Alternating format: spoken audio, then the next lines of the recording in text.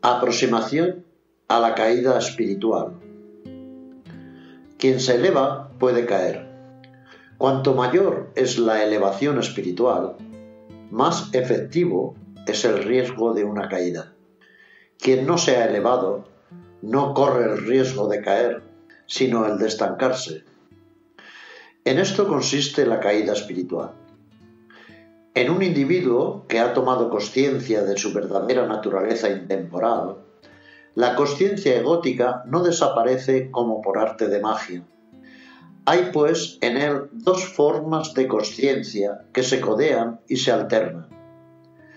Si la conciencia intemporal logra poco a poco ganarle terreno a la conciencia del ego, la evolución espiritual continuará, precisamente hasta que la conciencia egótica termine por desaparecer y sea reemplazada por la conciencia de lo divino. Pero si la conciencia egótica logra vencer y asfixiar el hálito de la conciencia individual intemporal hacia lo divino, la caída espiritual se producirá. Mientras que el despertar a lo divino no haya impregnado de una forma total y definitiva la vida de la personalidad, ésta se encuentra sometida a una doble y contradictoria atracción: la atracción de los valores terrestres y la atracción de los valores espirituales. En el goce de los valores terrestres hay delectación de la conciencia del ego. En el goce de la dimensión espiritual hay delectación de la conciencia intemporal. Gozar de la dimensión espiritual no significa ser ciego a la realidad terrenal. Simplemente quiere decir espiritualizar la tierra, espiritualizar al ser humano en el seno de la realidad terrenal. Por el contrario, sucumbir a la atracción de la tierra significa olvidarse de lo divino, dejándose cautivar por las delicias terrenales. Cuando olvidamos la dimensión espiritual, nuestra conciencia queda circunscrita a las dimensiones de un ego que goza y que sufre. Nuestra conciencia se convierte entonces en una conciencia egótica. El despertar es el descubrimiento de la dimensión espiritual. Desde el momento en el que este descubrimiento sea realizado en el curso de la experiencia individual, existe la posibilidad de olvidar este descubrimiento y de no explotarlo tan ampliamente como sea necesario. Esta posibilidad es la caída. Como ya hemos dicho, en el individuo que puede caer espiritualmente hay dos tendencias, dos atracciones divergentes. Sin embargo, todas las tendencias, todas las pulsiones pueden ser formuladas, explicitadas, justificadas y verbalizadas por la mente.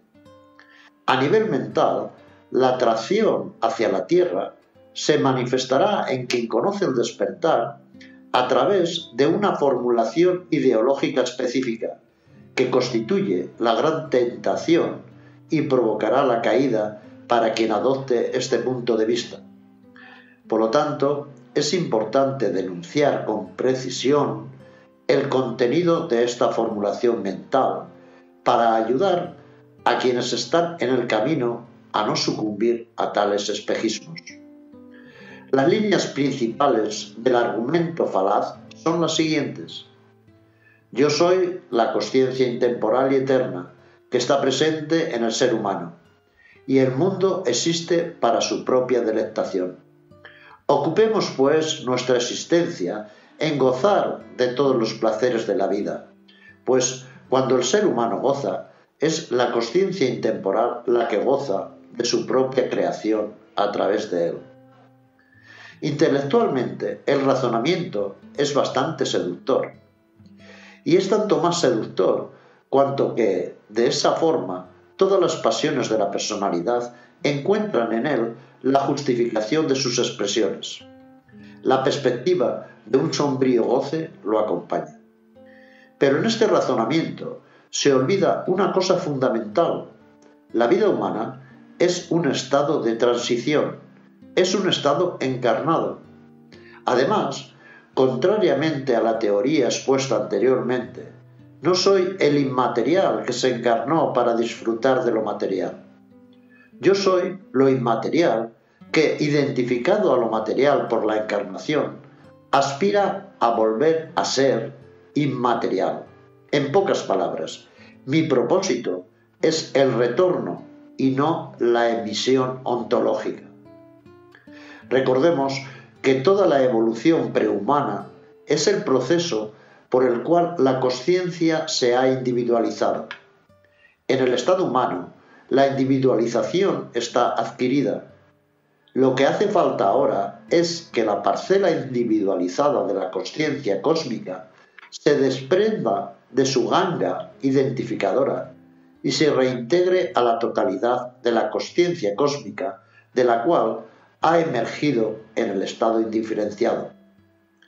La creación, que no es mi creación, puesto que yo soy solo una parcela, es el proceso por el cual el único engendra lo múltiple.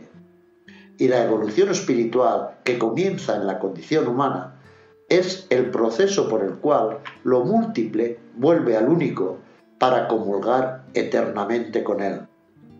Mientras que el ser humano, este receptáculo de la consciencia, permanezca pegado a los valores terrestres, no sobrepasará la condición humana y sufrirá el eterno retorno de la cadena de las encarnaciones sucesivas.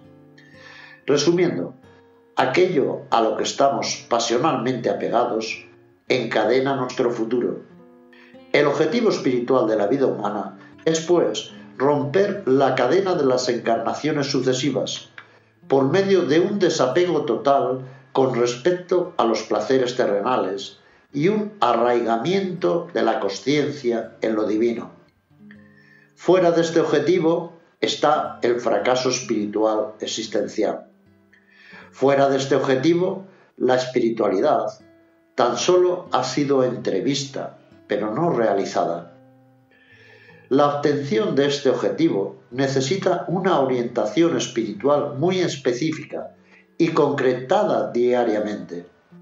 Esta orientación significa que en el seno de los diversos acontecimientos de la vida humana, yo aspire a mantener mi consciencia abierta a la percepción de la dimensión trascendente.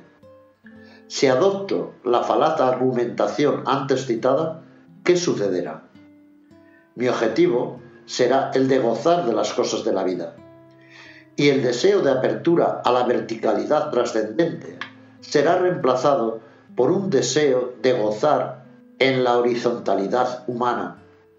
Cuanto más ardiente sea en mi búsqueda de placeres, menos ardiente seré en mi búsqueda y en mi deseo de la dimensión espiritual. Es con el objetivo de buscar los placeres humanos que lograré en esta vida desprenderme de las atracciones propias a la condición humana y, por consiguiente, sobrepasar dicha condición. Ciertamente que no. Cuanto más logro satisfacer las pasiones del ego, más grandes y más importantes se vuelven. Cuanto más trato de satisfacerlas, más atrapado quedo en ellas. Por lo tanto, vemos el peligro de la teoría tentadora. Para quien la adopta, la vida humana no alcanzará su objetivo espiritual, porque el que sigue el camino de la gran tentación conoce la realidad espiritual, pero no realiza en él la dimensión espiritual.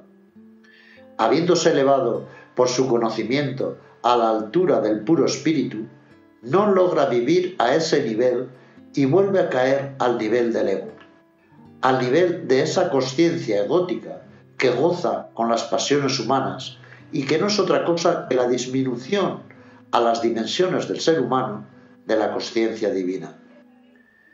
Quien adopta la teoría tentadora muere apegado a la tierra y por eso vuelve a la tierra. No se eleva hacia el espíritu, no llega a romper el ciclo de las reencarnaciones. La presente vida ha sido una oportunidad perdida.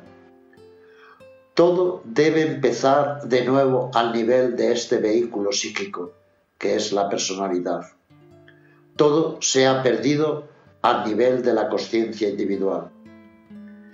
Para lograr la realización espiritual, es preciso tener como único y exclusivo objetivo dicha realización. Quien ha hecho de la realización espiritual su único objetivo, no considera por ello que debe huir de la condición humana, con los placeres y sufrimientos que contiene naturalmente, pues él sabe que es en el interior de esta condición de existencia donde debe lograr su realización espiritual. Por ello, acepta tanto el sufrimiento como el placer, pues su finalidad no es la de huir del sufrimiento a toda costa, ni trata de buscarlo con estúpidas mortificaciones. Por eso, cuando no pudiendo evitarlo y habiendo fracasado en su intento normal de evitar el sufrimiento, él lo acoge. Del mismo modo, su objetivo no es buscar el goce sistemáticamente o rechazarlo cuando surge dentro de su experiencia. Su única y constante preocupación en el seno del placer, del sufrimiento o de cualquier otro tipo de percepción es mantener su despertar espiritual. Siendo este su único fin y su única preocupación profunda, todo lo demás se vuelve superficial, y aunque participa en todas las experiencias de la condición humana, no se apega a ninguna de ellas. Al no estar apegado, se libera. Liberándose, sobrepasa la condición humana y se encamina hacia una comunión integral y definitiva con el inefable trascendente.